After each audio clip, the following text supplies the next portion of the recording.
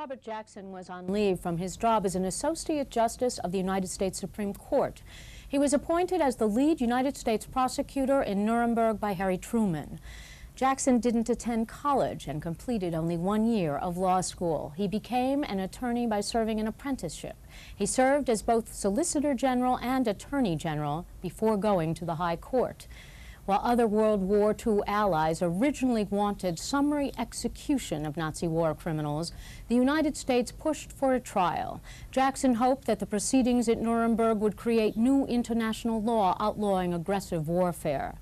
His opening statement ran for the better part of a day and is considered by many to be one of the great pieces of oratory. The Chief Prosecutor for the United States of America.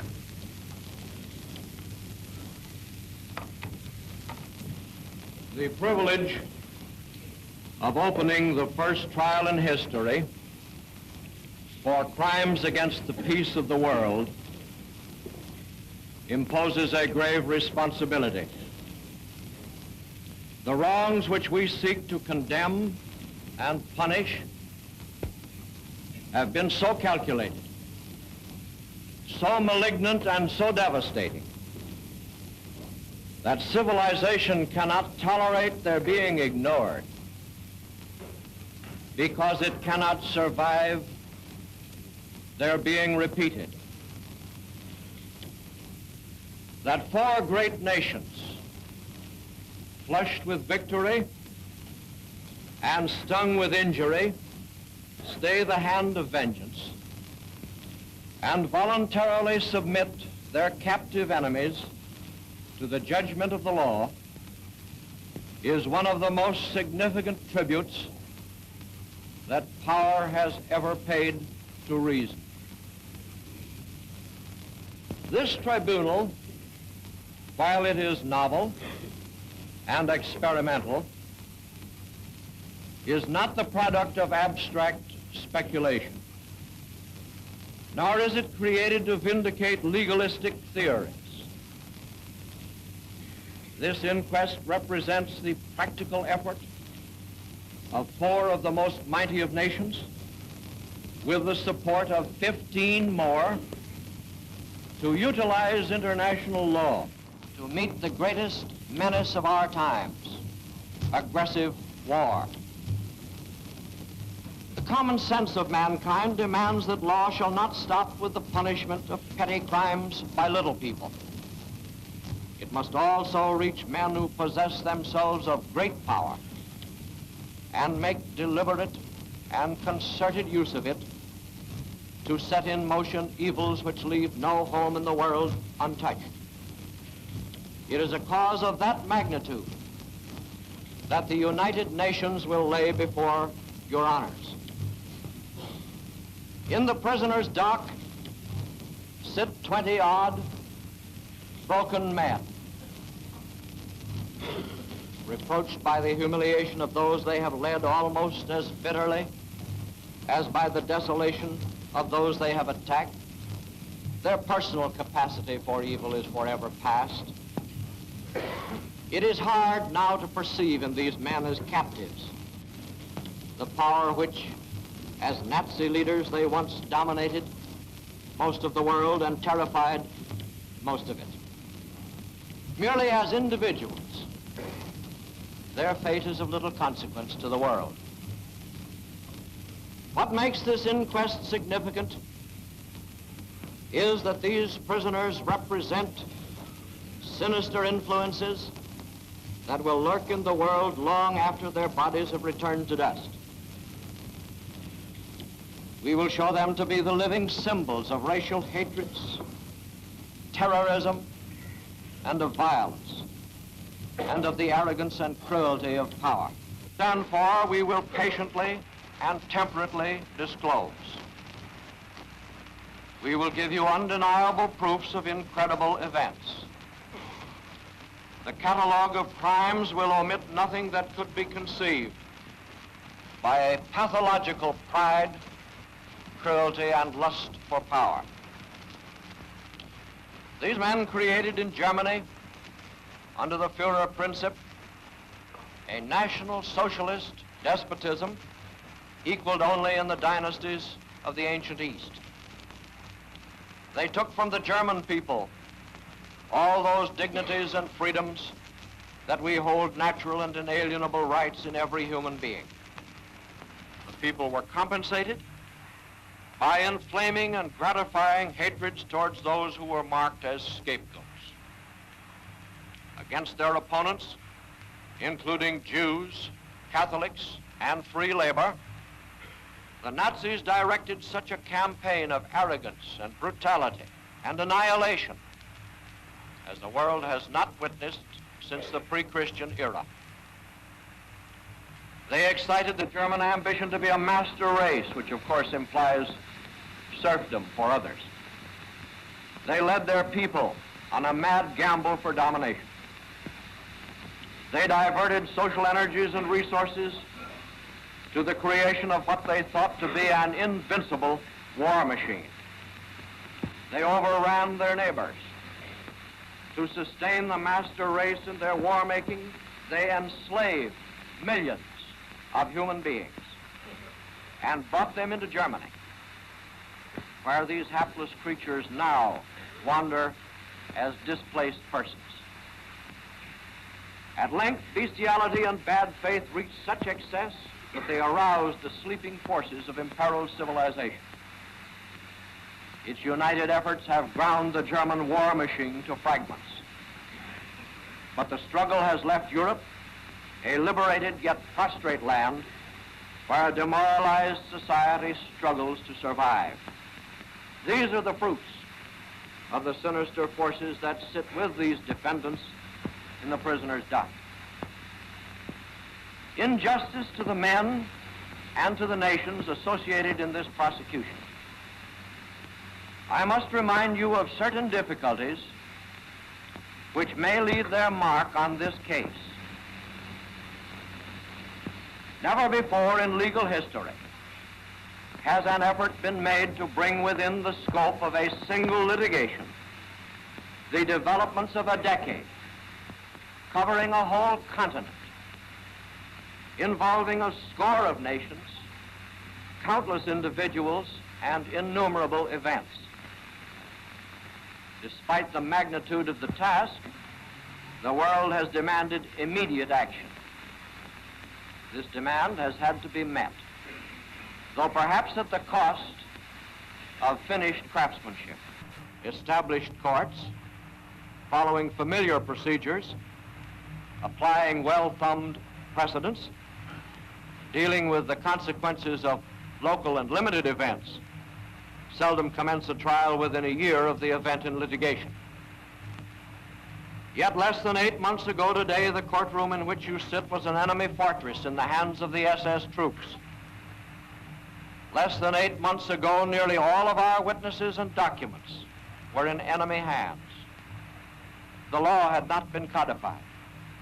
No procedures had been established. No tribunal was in existence. No usable courthouse stood here. None of the hundreds of tons of official German documents had been examined. No prosecuting staff had been assembled. Nearly all of the present defendants were at large, and the four prosecuting powers had not yet joined in the common cause to try them. I should be the last to deny that this court, this case, may very well suffer from incomplete researches, and quite likely will not be the example of professional work which any of the prosecuting nations would normally wish to sponsor. It is, however, a completely adequate case to the judgment we shall ask you to render, and its fuller development we shall be obliged to leave to historians, because we have not had the time to examine all of the sources of evidence that might be available. Before I discuss particulars of the evidence we shall offer, some general considerations which may affect the credit of this trial in the eyes of the world should be candidly faced. There is a dramatic disparity between the circumstances of the accusers and of the accused that might discredit our work if we should falter in even minor matters in being fair and temperate. Unfortunately, the nature of these crimes is such that both prosecution and judgment must be by victorinations over vanquished foes. The worldwide scope of the aggressions carried out by these men has left but few real neutrals. Either the victors must judge the vanquished, or we must leave the defeated to judge themselves. After the First World War, we learned the futility of the latter course.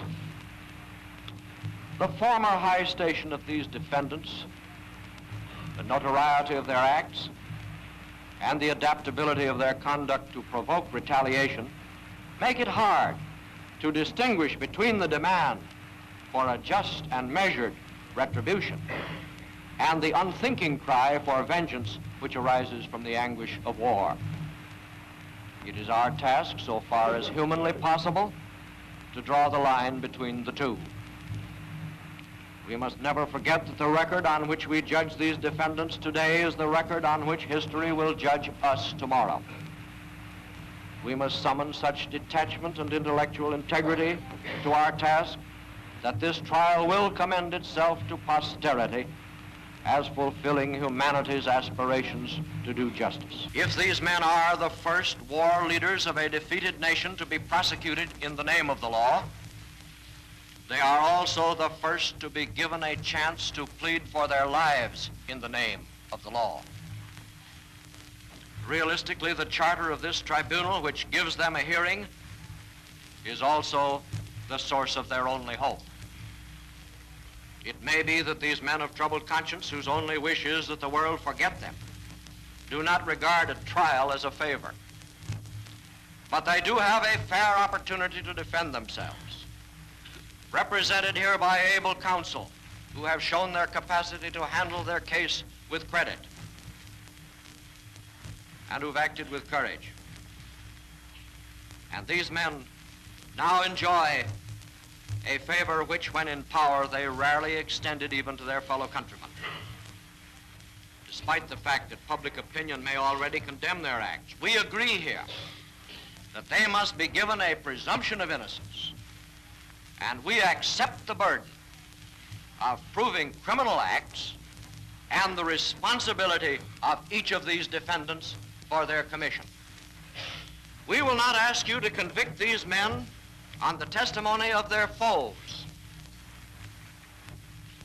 There is no count in the indictment that cannot be proved by books and records.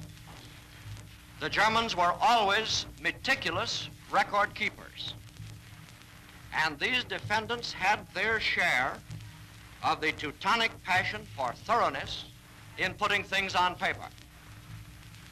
Nor were they without vanity. They arranged frequently to be photographed in action. We will show you their own films. You will see their own conduct and hear their own voices as these defendants reenact for you some of the events in the course of the conspiracy. The German people should know by now that the people of the United States hold them in no fear and in no hate. The Nazi nightmare has given the German name a new and sinister significance throughout the world, which will retard Germany a century. The German, no less than the non-German world, has accounts to settle with these defendants.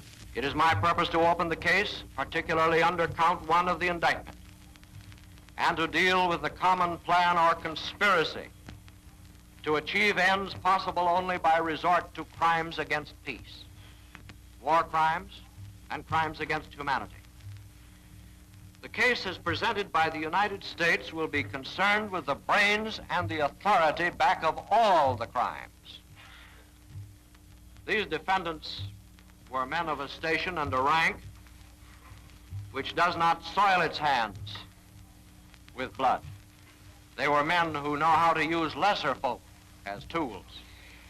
We want to reach the planners and designers the inciters and leaders, without whose evil architecture the world would not have been for so long scourged with the violence and lawlessness and racked with the agonies and convulsions of this terrible war. And numerous crimes committed by the Nazis were those against the Jews. It is our purpose to show a plan and a design to which all Nazis were fanatically committed to annihilate all Jewish people. These crimes were organized and promoted by the party leadership, executed and protected by the Nazi officials, as we shall convince you by written orders of the secret state police itself. The persecution of the Jews was a continuous and deliberate policy. It was a policy directed against other nations as well as against the Jews themselves. Anti-Semitism was promoted to divide and embitter the democratic peoples and to soften their resistance to Nazi aggression.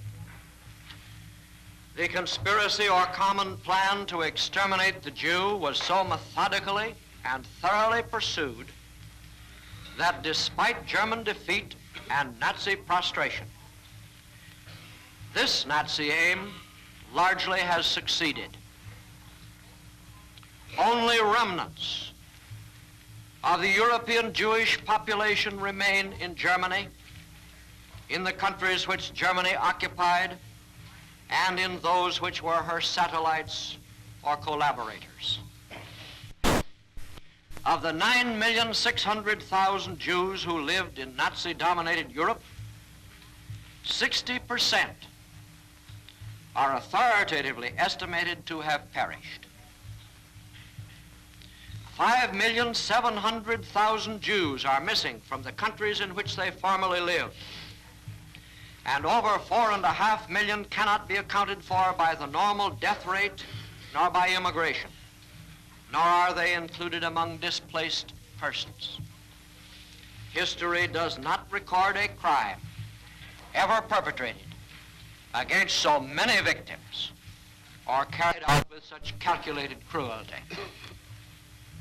You will have difficulty, as I have, to look into the faces of these defendants and believe that in this 20th century, human beings could inflict such sufferings as will be proved here on their own countrymen as well as upon so-called inferior enemies. Defendant Hans Frank, a lawyer by profession, I blush to say, summarized in his diary in 1944 the Nazi policy thus, and I quote, "The Jews as a race are a race which has to be eliminated. Whenever we catch one, it is his end." I shall not dwell on this subject longer than to quote one more sickening document which evidences the planned and systematic character of these Jewish persecutions. I hold an original report, written with Teutonic thoroughness as to detail, illustrated with photographs,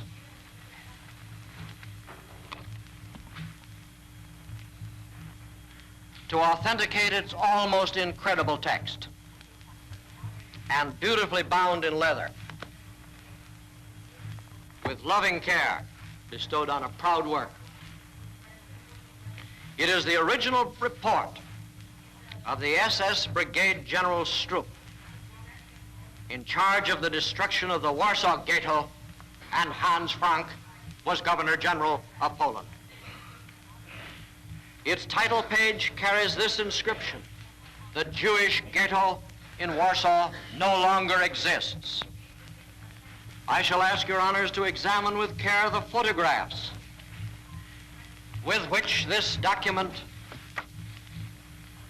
abounds, showing the destruction of this ghetto. showing the people driven before the flames with the title, Jews and Bandits, women and children and old men, not a man of fighting age in the picture except the German soldiers. The masses lined up against the wall for execution.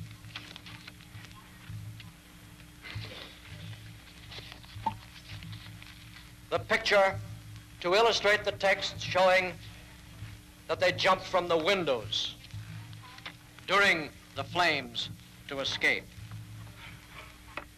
Now let us read what General Stroop says he did. The resistance put up by the Jews and bandits could only be suppressed by energetic action of our troops day and night. The Reichsfuhrer SS ordered, therefore, on the 23rd of April, 1943, the cleaning out of the ghetto with utter ruthlessness and merciless tenacity. I therefore decided to destroy and burn down the entire ghetto without regard to the armament factories. These factories were systematically dismantled and then burned. The Jews usually left their hideouts, but frequently remained in the burning buildings and jumped out of the windows only when the heat became unbearable. This action eliminated, says the SS commander, I quote, a proved total of 56,065 Jews. To that, he says, we have to add the number of those killed through blasting, fire, and so forth, which cannot be counted. We charge that all of the atrocities against Jews were the manifestation and culmination of the Nazi plan to which every defendant in this box, their secret training of military personnel, their secret creation of a military air force. Finally, a conscript army was brought into being. Financiers, economists, industrialists joined in the plan and promoted elaborate alterations in industry and finance to support an unprecedented concentration of resources and energies upon preparation for war. Germany's rearmament so outstripped the strength of her neighbors that in about a year she was able to crush the whole military force of continental Europe, exclusive of that of Soviet Russia, and then to push the Russian armies back to the Volga. These preparations were of a magnitude which surpassed all need of defense, and every defendant and every intelligent German well understood them to be for aggressive purposes. If it please your honors, I will now take up the subject of crimes in the conduct of the war. Even the most warlike of peoples have recognized in the name of humanity some limitations on the savagery of warfare. Rules to that end have been embodied in international conventions to which Germany became a party. This code had prescribed certain restraints as to the treatment of belligerents. The enemy was entitled to surrender and to receive quarter and good treatment as a prisoner of war. We will show by German documents that these rights were denied, that prisoners of war were given brutal treatment and often murdered. This was particularly true in the case of captured airmen, often my countrymen. On June 1st, 1944, it was ordered that captured English and American airmen should no longer be granted the status of prisoners of war. They were to be treated as criminals, and the Army was ordered to refrain from protecting them against lynching by the populace. The Nazi purpose was to leave Germany's neighbors so weakened that even if she should eventually lose the war, she would still be the most powerful nation in Europe. Against this background, we must view this plan for ruthless warfare, which means a plan for the commission of war crimes and crimes against humanity. Perhaps the deportation to slave labor was the most horrible and extensive slaving operation in history. On few other subjects is our evidence so abundant and so damaging. A speech of the defendant Frank, Governor General of Poland, made in January 25th, 1944, boasts, "I have sent 1,300,000 Polish workers into the Reich." The defendant Saukel reported that, and I quote, "Out of the 5 million foreign workers who arrived in Germany, not even 200,000 came voluntarily."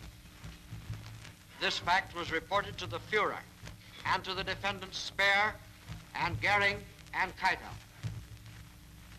I shall not go into further details of the war crimes and crimes against humanity committed by the Nazi gangster ring whose leaders are before you. It is not the purpose of my part of this case to deal with the individual crimes. I am dealing with the common plan or design for crime.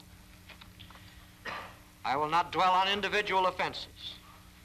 My task is to show the scale on which these crimes occurred, and to show that these are the men who, in responsible positions, conceived the plan, design, which renders them answerable, regardless of the fact that the plan was actually executed by others.